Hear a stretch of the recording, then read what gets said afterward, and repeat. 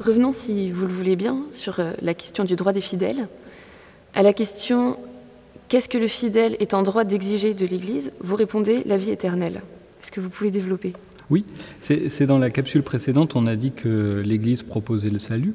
Et alors on peut revenir de manière assez intéressante à l'exemple du rituel du baptême.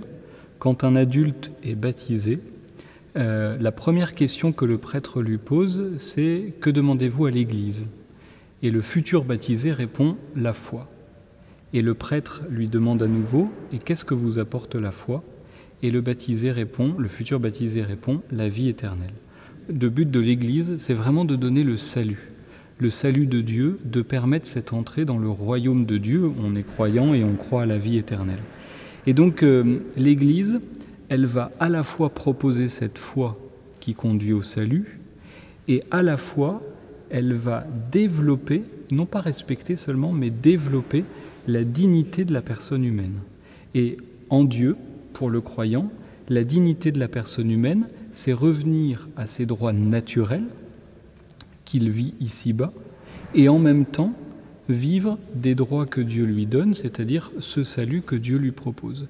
Donc il y a à la fois les droits naturels et à la fois ce qu'on va appeler le droit divin. Et ça va être deux aspects de ce que le Code de droit canonique va respecter dans la dignité de la personne. Les droits naturels, ce sont les droits qui sont communs à toute personne. On les connaît bien aujourd'hui parce qu'on essaye de les positiver, comme on dit en droit, et notamment une des grandes positivations du XIXe siècle, c'est les droits de l'homme, la Déclaration des droits de l'homme. Et donc, on a à travers cette Déclaration des droits de l'homme tous les droits qui sont inhérents à la personne humaine parce qu'elle est un être humain. Et puis le Code va essayer en plus de respecter les droits du croyant. Il y a non seulement les droits de l'homme, mais il y a aussi les droits du croyant. Quand je suis chrétien, intégré à la communauté, j'ai à vivre de ces droits de chrétien. Alors l'Église, par son droit canonique, va respecter ces deux ensembles. Comment est-ce qu'ils vont être intégrés ? Eh bien, par exemple, le droit canonique va proclamer le droit à la vie privée, le droit qu'une personne n'a pas à être contrainte d'embrasser telle ou telle vocation.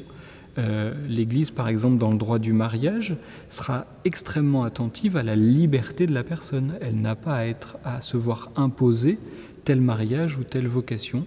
La procédure aussi, dont le Père Bruno parlera dans les semaines qui suivent, est une manière de respecter les droits fondamentaux de la personne. J'ai le droit de ne pas être accusé de manière arbitraire.